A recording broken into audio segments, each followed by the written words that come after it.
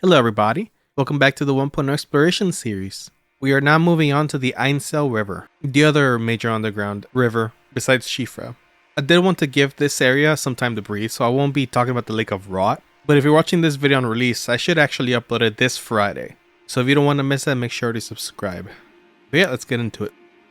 When you get into the ruin segment of the Ainsel River, you'll get a pop-up and it normally says Ul Palace Ruins, but in 1.0 it says Ul Dynasty Remains. Definitely has different implications, which is pretty neat. At the very least, this queen ant didn't drop anything whenever I killed it. I don't know if this will be the case for all of them later on, but at least so far seems to not be the case. They usually drop a ruin arc and a golden rune.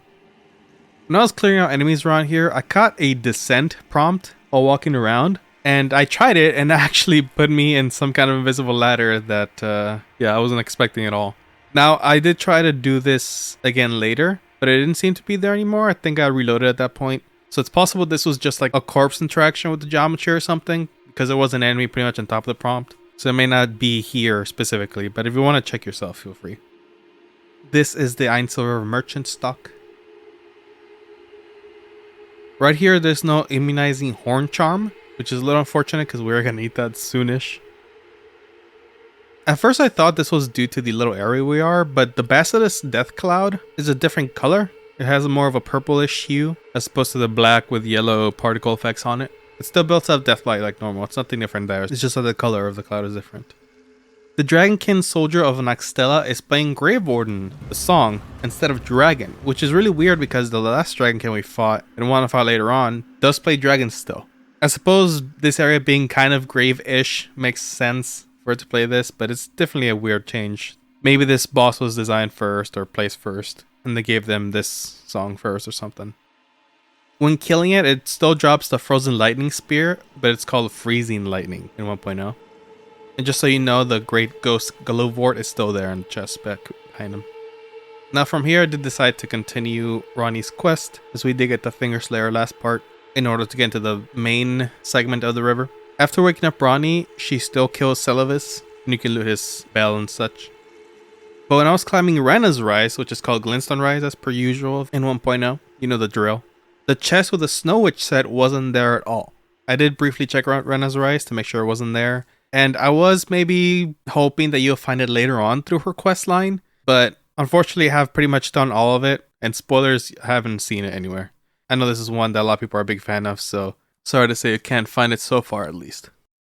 Heading into the river itself again, and the miniature Ranni's description actually tells you exactly what to do to talk to her, which I imagine some people did miss, especially before the update. It gives you the little yellow circles indicating there's a new prompt in the Grace resting. So who knows, maybe this was a fine thing to have left before and they changed it later. Around this corner there is no Claimant Ashes. It's normally pretty hidden, but it wasn't there at all, period. And this one's going to sound a little bit random, but the random T-posing enemy is not here overlooking the bottom of the Ainsel River area. Not that it drops anything or is that important, it's just something that I remember in my first playthrough and such that really stood out to me. Now making it to Nokstella proper, there is no Ant's Skullplate Shield. I can't say I've seen anyone use it, so I don't know if it's anyone's favorite. I'm sure it's someone's it is, so for that one person, I'm sorry. Behind this nook, there's no Archer Ashes either. There's also no Ghost Galovort 9 in this area right here. I normally wouldn't note this, but I do think the higher level upgrade material is probably noteworthy. But I will say that there is one a little bit later into Nokstella that you can still get, so worry not if you tend to frequent this one. From this really memorable ambush of the giant silver tears, you get no lava tear. And in this room nearby, you also get no lava tear from the giant one. And there's no Great Ghost Galovort in this room. So I think it's pretty safe to say that the giant silver tears just don't drop lava tears at all. And once again, as I mentioned in the last part, the silver tears just in general seem very scarce in 1.0. I actually had a look and so far I've only collected 3, I believe. And that is actually all for Ainsel River. Definitely not a lot to discuss in this part, but we do know what comes next. So as I mentioned already, due to this part being so short, I actually don't mind releasing 2 videos this week.